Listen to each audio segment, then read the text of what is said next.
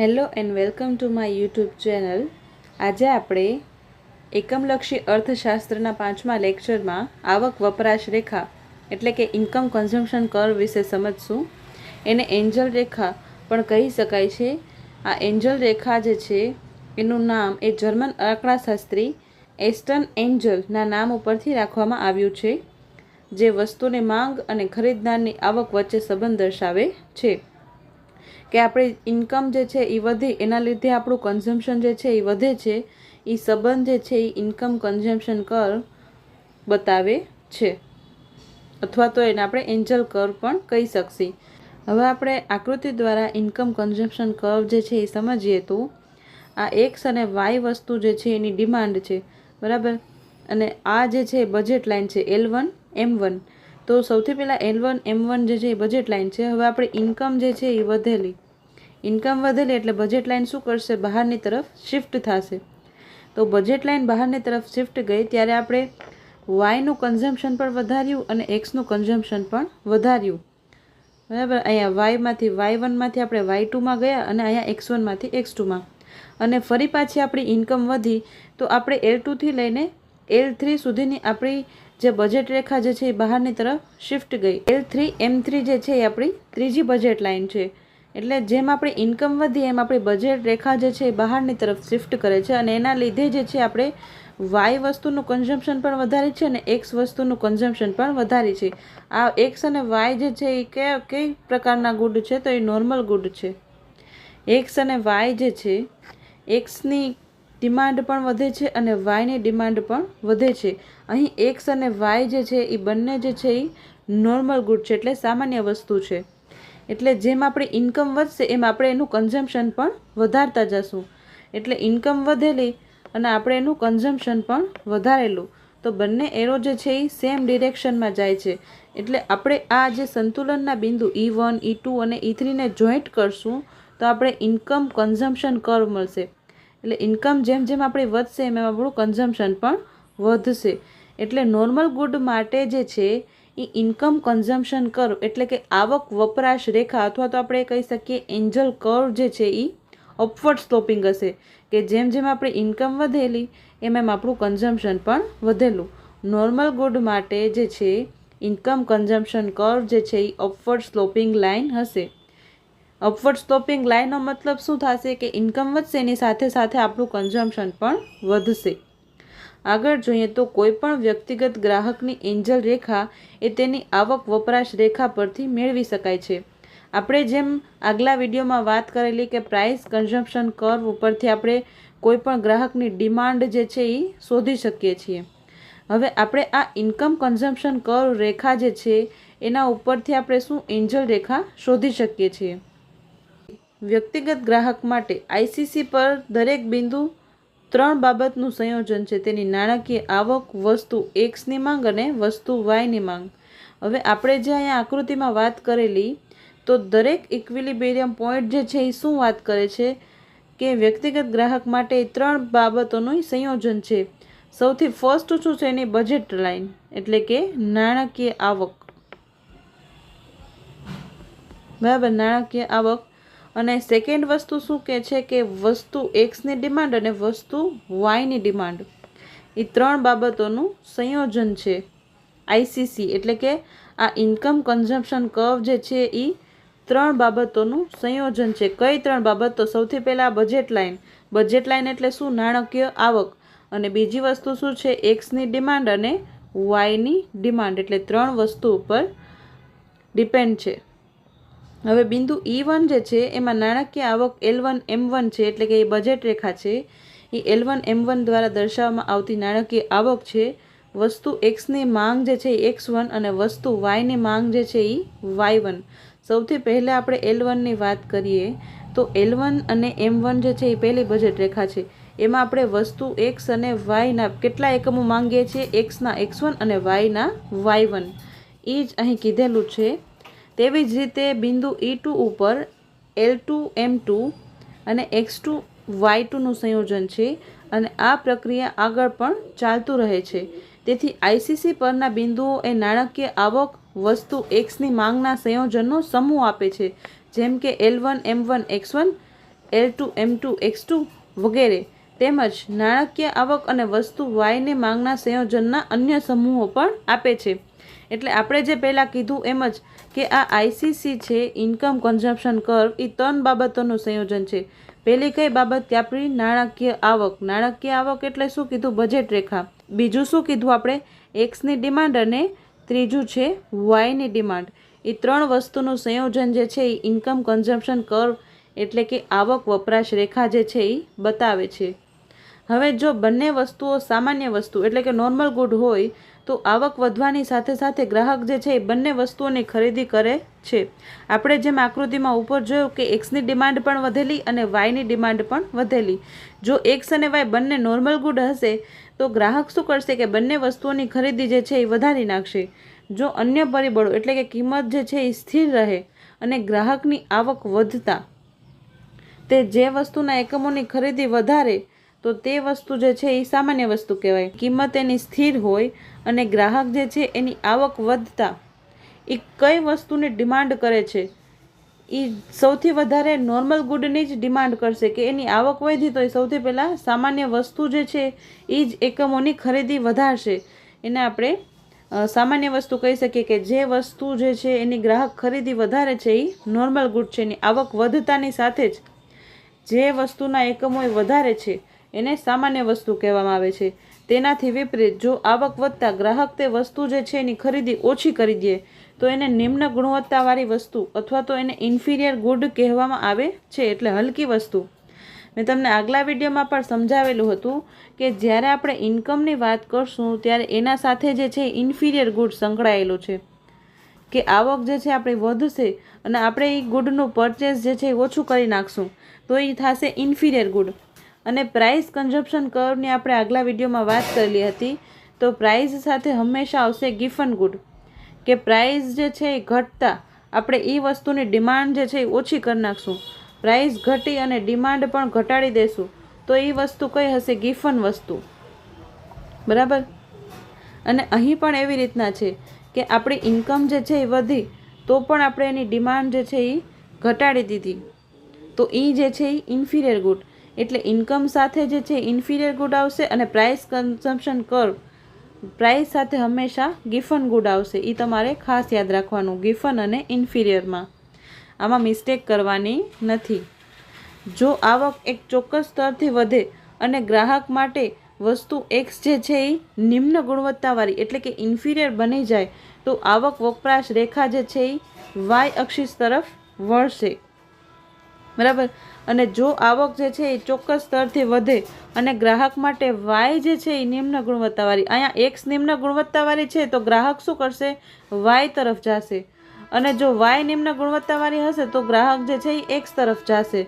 અને સરળ શબ્દોમાં કહીએ તો આવક વપરાશ રેખા જે છે એ હંમેશા સામાન્ય વસ્તુના અક્ષ તરફ નમે છે અને નિમ્ન ગુણવત્તાવાળા અક્ષ તરફથી દૂર જાય છે. એટલે આપણે સરળ શબ્દોમાં કહીએ તો આવક વપરાશ રેખા જે છે એ હંમેશા સામાન્ય વસ્તુના અક્ષ તરફ નમે છે અને નિમ્ન ગુણવત્તાવાળી વસ્તુના અક્ષથી દૂર જાય છે.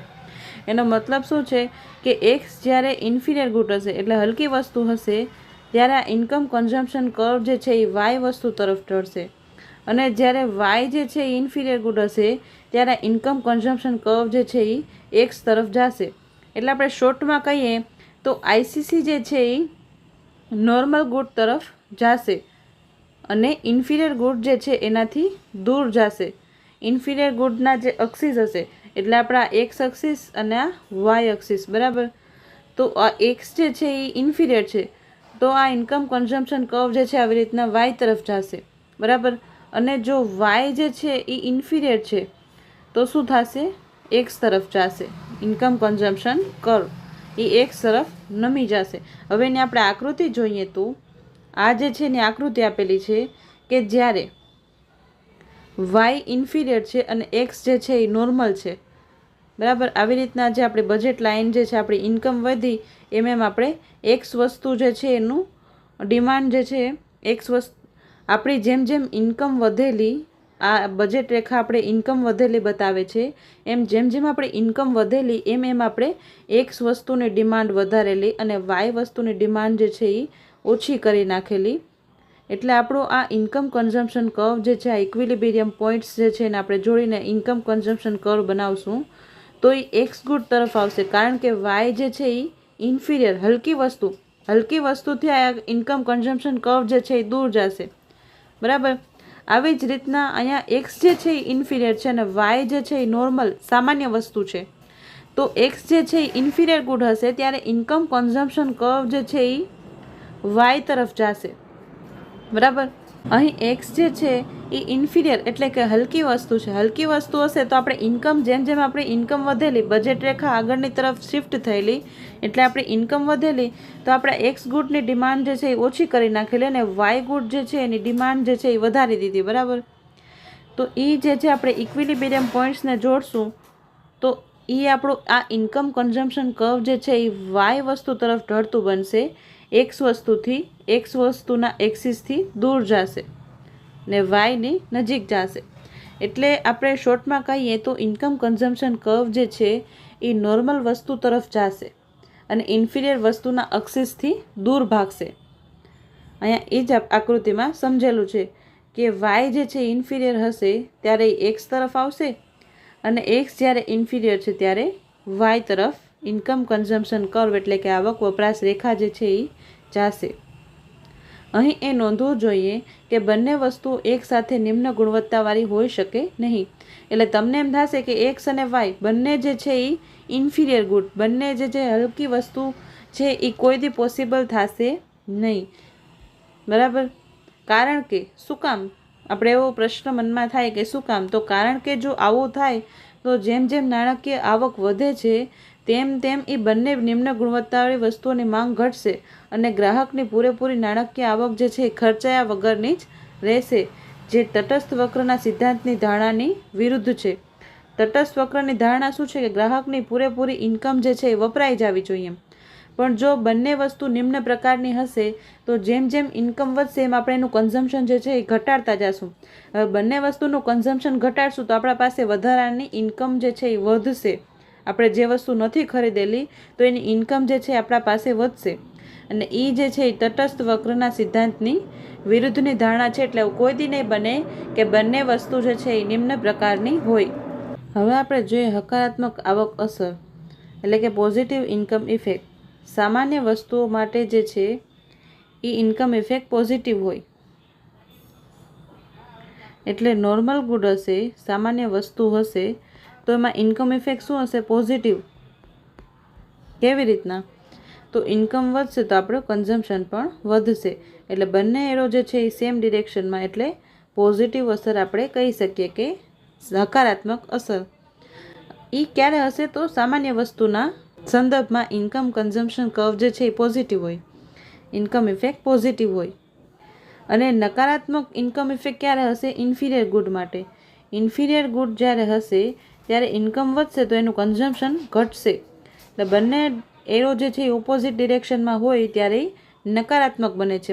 ઇન્કમ વધશે અને આપણે એનું કન્ઝમ્પશન ઘટાડી દઈશું. ઇન્ફિરિયર ગુડ હશે, નિમ્ન હલકી ગુણવત્તાવાળી વસ્તુ હશે તો એનું આપણે કન્ઝમ્પશન જે છે એ ઘટાડી દઈશું. તો ઇન્ફિરિયર ગુડ માટે જે છે ઇન્કમ ઇફેક્ટ નેગેટિવ હશે અને નોર્મલ ગુડ માટે ઇન્કમ ઇફેક્ટ જે છે એ પોઝિટિવ હશે. અને શૂન્ય આવક અસર તો ક્વાઝી લિનિયર દૃષ્ટિગુણ આધારિત વસ્તુઓ માટે જેના પર ગ્રાહક જે છે એ પોતાની આવકનો ખૂબ જ ઓછો ભાગ ખર્ચે છે એમાં શૂન્ય અસર. એટલે આ ક્વાઝી લિનિયર પ્રેફરન્સીસ જે હોય, દૃષ્ટિગુણ આધારિત વસ્તુઓ જે હોય એના ઉપર ગ્રાહક જે છે એ પોતાનો ખૂબ નજીવો ભાગ જ ખર્ચે છે. ક્વાઝી લિનિયર પ્રેફરન્સ ઉપર આવક અસર જે છે એ શૂન્ય હશે. નોર્મલ ગુડ માટે જે છે આવક અસર પોઝિટિવ હશે અને ઇન્ફિરિયર ગુડ હલકી ગુણવત્તાવાળી વસ્તુ જે છે એના ઉપર ઇન્કમ ઇફેક્ટ એટલે કે આવક અસર જે છે એ નેગેટિવ હશે. હકારાત્મક અસર એટલે શું? તો કે પોઝિટિવ ઇફેક્ટ પડ્યો એટલે આવક વધ્યું એમાં આપણે કન્ઝમ્પશન વધાર્યું, નોર્મલ ગુડ, બરાબર. અને ઇન્ફિરિયર ગુડ એટલે કે આવક વધે અને આપણે એનું કન્ઝમ્પશન ઘટાડી દીધું, એના ઉપર આવક વધી તો એ ગુડ ઉપર આપણી નકારાત્મક અસર થઈ, તો એ જે છે એ નકારાત્મક આવક અસર. અને શૂન્ય આવક અસર એટલે શું? કે એની આવક ઉપર કોઈ અસર જ નથી થતું.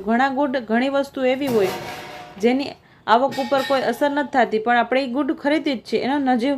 એટલે આપણે ગ્રાહક જે છે એ પોતાની આવકનો ખૂબ જ ઓછો ભાગ જે છે એ વસ્તુ ઉપર ખર્ચે છે તો એમાં શૂન્ય આવકવાળી વસ્તુ એને કહી શકીએ, બરાબર। હવે આ આવક અસરની કોઈ સંજ્ઞા હોતી નથી।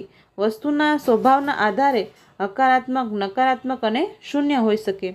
આવક અસરનું આપણે પ્રોપર કોઈ સંજ્ઞા હોતી નથી, પણ આપણે વસ્તુનો સ્વભાવ કેવો છે, એટલે વસ્તુ જે છે એ નોર્મલ વસ્તુ છે, હલકી ગુણવત્તાવાળી વસ્તુ છે, એના આધારે આપણે એ હકારાત્મક, નકારાત્મક અથવા તો શૂન્ય અસર કહી શકીએ છીએ। પણ અવેજી અસર જે છે એના કરતાં અલગ છે। આ આવક અસર જે છે એ અવેજી અસર કરતાં અલગ છે। અવેજી અસર જે છે એ હંમેશા નકારાત્મક હોય છે। આવક અસર જે છે એ કોઈક વાર હકારાત્મક પણ હોઈ શકે, ઇન્ફિરિયરના કેસમાં નકારાત્મક હોઈ શકે અને શૂન્ય પણ હોઈ શકે। જ્યારે આપણે સબસ્ટિટ્યુશન એટલે અવેજી અસરની વાત કરીએ તો એ હંમેશા નકારાત્મક જ હોય છે।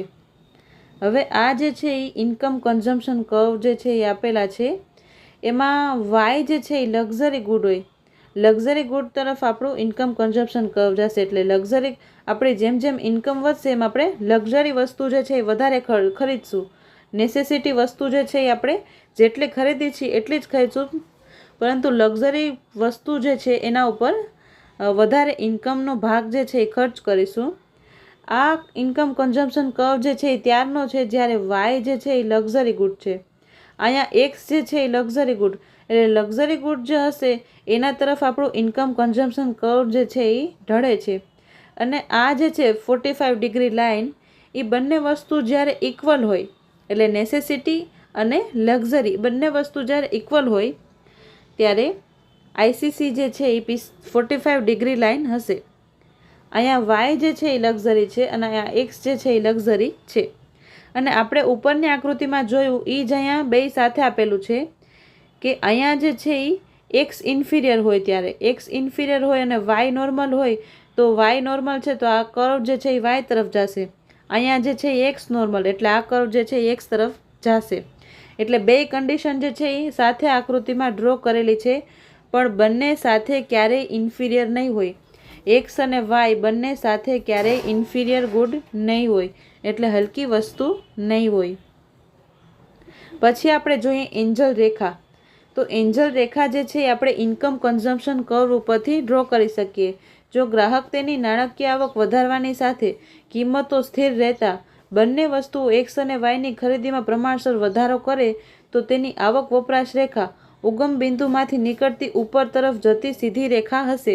આપણે સૌથી પહેલી આકૃતિમાં જોયું તેમ કે જેમ જેમ આપણી આવક જે છે એ વધેલી એટલે આપણી બજેટ લાઇન બહારની તરફ, અને આપણે એક્સ અને વાય બંનેનું કન્ઝમ્પશન વધારેલું તો આપણું ઇન્કમ કન્ઝમ્પશન કર્વ જે છે એ પોઝિટિવ લાઇન ઉગમ બિંદુમાંથી નીકળતી ઉપર તરફ જતી સીધી રેખા હશે, ઇન્કમ કન્ઝમ્પશન કર્વ રેખા।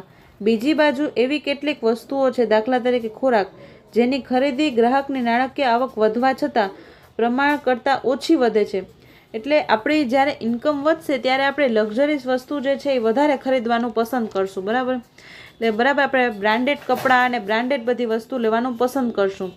એટલે ખોરાક જે છે એવી વસ્તુ છે કે આપણી નાણાકીય આવક વધશે તો આપણે જેટલી ખોરાક જે છે ચોખા છે, ઘઉં છે, તો આપણી આવક જે છે એ વધેલી તો આપણે 10 કિલો ચોખા ખાતા હશું તો એમને આપણે 50 કિલો ચોખા એવી રીતના આપણે નહીં કરીએ।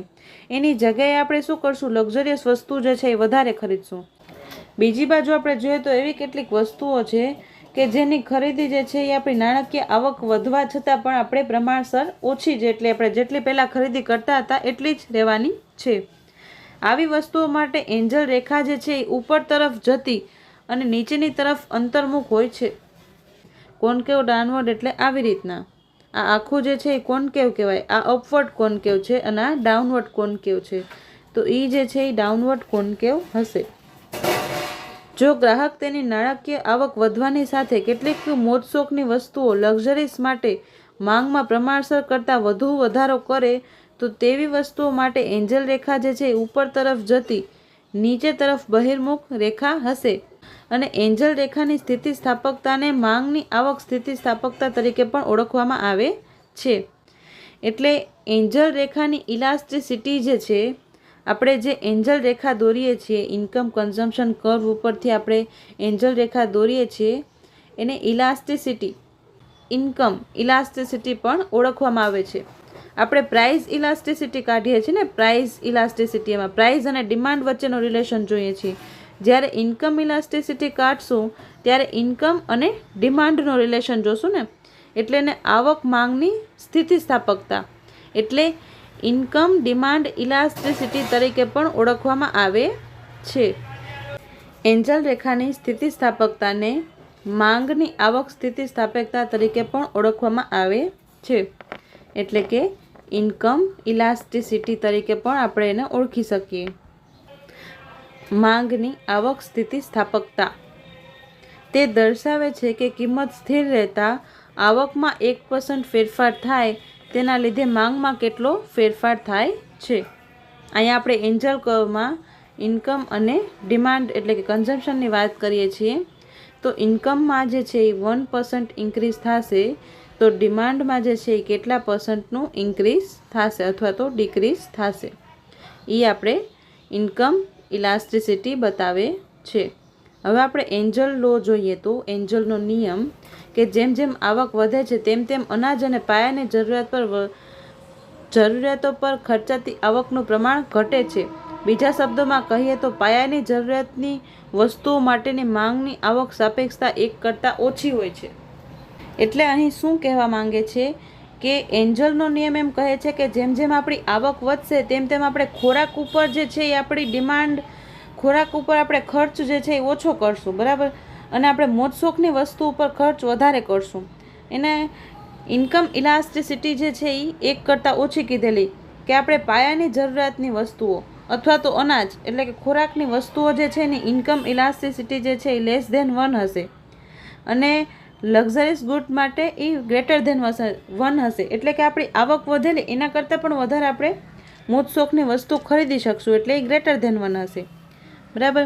અહીંયા એવી રીતના જે છે એ ટેબલમાં આપેલું છે કે જ્યારે ઇન્ફિરિયર નેસેસિટી ગુડ હશે ત્યારે એની ઇન્કમ ઇલાસ્ટિસિટી જે છે એ <0 હશે. ઇન્ફિરિયર ગુડ જે છે એની ઇન્કમ ઇલાસ્ટિસિટી જે છે એ <0 હશે. એટલે આપણી ઇન્કમ વધશે તો આપણે એનું કન્ઝમ્પશન જે છે એ ઘટાડી નાખશું, ઇન્ફિરિયર એટલે હલકી વસ્તુનું. અને આપણે નોર્મલ નેસેસરી એટલે સામાન્ય જરૂરિયાતની વસ્તુ જે છે એની ઇન્કમ ઇલાસ્ટિસિટી જે છે એ 0 થી લઈને 1ની વચ્ચે હશે અને 1 કરતાં ઓછી હશે, <1 હશે. અને આપણે લક્ઝરિયસ ગુડની વાત કરીએ એટલે મોજશોખની વસ્તુઓ એની ઇન્કમ ઇલાસ્ટિસિટી જે છે એ 1 કરતાં વધારે હશે. એટલે આપણી આવક વધેલી એના કરતાં પણ વધારે આપણે મોજશોખની વસ્તુઓ જે છે એ ખરીદશું, એવું એન્જલનો નિયમ જે છે એ કહે છે. પછી આપણે અહીંયા આકૃતિ જોઈએ. મેં હમણાં તમને આકૃતિનું કહેલું એવી રીતના કે તો આપણી જેમ જેમ ઇન્કમ વધશે એમ એમ આપણું કન્ઝમ્પશન પણ વધશે, બરાબર. અહીંયા જે છે ઇન્કમ અને કન્ઝમ્પશન વચ્ચેની વાત કરેલી.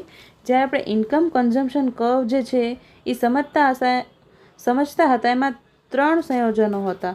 એક હતું આપણી નાણાકીય આવક, બીજું હતું એક્સની ડિમાન્ડ અને ત્રીજું હતું વાયની ડિમાન્ડ. અને જ્યારે આપણે એન્જલ કર્વની વાત કરીએ છીએ ત્યાં એન્જલ કર્વ જે છે એ કેનું રિલેશન બતાવે છે, આપણી ઇન્કમ અને આપણું કન્ઝમ્પશન, કે આપણું ઇન્કમ જેમ જેમ વધે છે એમ એમ આપણું કન્ઝમ્પશન પણ વધે છે. નોર્મલ ગુડનું કન્ઝમ્પશન જે છે એ વધે છે. ઇન્કમ વધે તો આપણે એનું કન્ઝમ્પશન ઘટાડી નાખશું.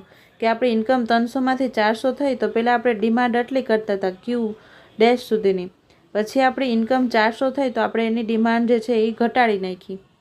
જ્યારે ઇન્કમ વધશે અને ડિમાન્ડ ઘટશે તો એ જે છે એ ઇન્ફિરિયર ગુડનો કેસ થઈ જશે. આ જે છે એ એન્જલ કર્વ ઇન્ફિરિયર ગુડ માટે. ઇન્ફિરિયર ગુડ માટે આપણે ICC જે જોયો હતો એ અલગ અને આ એન્જલ કર્વ જે છે એ પણ અલગ. આ જે છે ઇન્ફિરિયર ગુડ માટે એન્જલ કર્વ એ ડાઉનવર્ડ સ્લોપિંગ હશે, નોર્મલ ગુડ માટે અપવર્ડ સ્લોપિંગ અને ઇન્ફિરિયર ગુડ માટે એન્જલ કર્વ જે છે એ ડાઉનવર્ડ સ્લોપિંગ હશે. અને આ જે છે એ ન્યુટ્રલ ગુડ માટે, બરાબર, એક્સ જે છે એ ન્યુટ્રલ ગુડ કે કોમોડિટી એક્સ જે છે એ ન્યુટ્રલ છે. ઇન્કમ વધશે કે ઇન્કમ ઘટશે તો આપણે એક્સનું કન્ઝમ્પશન જે છે એ એટલું જ રાખીએ તો એ એન્જલ કર્વ જે છે એ વર્ટિકલ લાઇન એટલે આ ઊભી રેખા બની જશે, બરાબર. અને પછી હવે વાત કરીએ નેસેસિટી કોમોડિટી. નેસેસિટી કોમોડિટીમાં શું કહે છે કે ઇન્કમ વધશે તેમ તેમ આપણે કન્ઝમ્પશન પણ વધારશું. નેસેસિટી ગુડ માટે પણ એન્જલ કર્વ જે છે એ અપવર્ડ સ્લોપિંગ હશે. એટલે આ નેસેસિટી ગુડ અને આ લક્ઝરીસ ગુડમાં ફરક શું છે કે આપણે લક્ઝરી ગુડની ડિમાન્ડ તમે જોઈ શકો છો કે કેટલી બધી વધારી નાખી. ઇન્કમ તો આપણી એટલી જ વધી, પણ આપણે ડિમાન્ડ જે છે એ વધારેલી છે એ લક્ઝરીસ ગુડમાં. જ્યારે આપણે નેસેસિટી ગુડની વાત કરીએ એટલે પાયાની જરૂરિયાતની વસ્તુની વાત કરીએ તો આપણી ઇન્કમ જે છે એ 100થી એટલી વધેલી છે, પણ આપણી ડિમાન્ડ જે છે એ પહેલાં તો એટલી વધી, પણ પછી જે છે એ એટલા પ્રમાણમાં વધી નહીં. જેટલી ઇન્કમ વધેલી એટલી ડિમાન્ડ વધેલી નથી, એનાથી થોડીક ઓછી ડિમાન્ડ વધેલી. એ જે છે એ નેસેસિટી ગુડ બતાવે છે.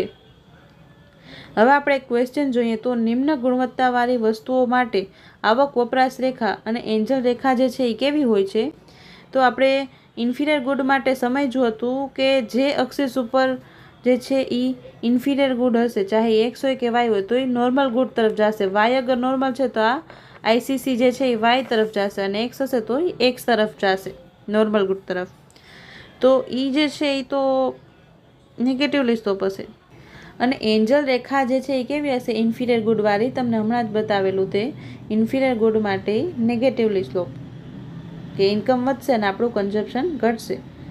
તો એ જે છે એ નેગેટિવલી સ્લોપ. અહીં બી ઓપ્શન સાચો જવાબ છે કે ઇન્ફિરિયર ગુડ માટે આઈસીસી.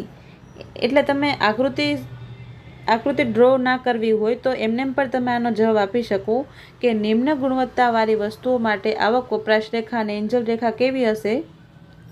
ઇન્કમ વધશે અને કન્ઝમ્પશન જે છે એ ઘટશે. ઇન્ફિરિયર ગુડ માટે આવક અસર કેવી છે કે ઇન્કમ વધશે અને કન્ઝમ્પશન જે છે એ ઘટી જશે. તો આ જે બંને એરો જે છે એ ઓપોઝિટ ડિરેક્શનમાં હતા. ઇન્કમ વધશે અને કન્ઝમ્પશન ઘટશે. તો એ જે છે એ નેગેટિવલી સ્લોપ. એટલે અહીં બી ઓપ્શન સાચો જવાબ છે. તમે આવી રીતના પણ જવાબ કહી શકો કે ઇન્કમ વધશે ત્યારે ઇન્ફિરિયર ગુડની ડિમાન્ડ જે છે એ ઘટી જશે, એટલે એનો ઢાળ કેવો હશે? નકારાત્મક ઢાળવાળી બની જશે. અહીં બી ઓપ્શન સાચો જવાબ છે. આવી જ રીતના જે બીજા પ્રેક્ટિસ ક્વેશ્ચન જે છે એ હું ટેલિગ્રામ ગ્રુપમાં અપલોડ કરીશ, જે તમે સોલ્વ કરજો. તેનાથી તમને આ કોન્સેપ્ટ જે છે એ ક્લિયર થશે અને અન્ડરસ્ટેન્ડિંગ પણ સ્ટ્રોંગ બની જશે તમારી. સો આજ માટે આટલું જ રાખીએ. Thanks for watching.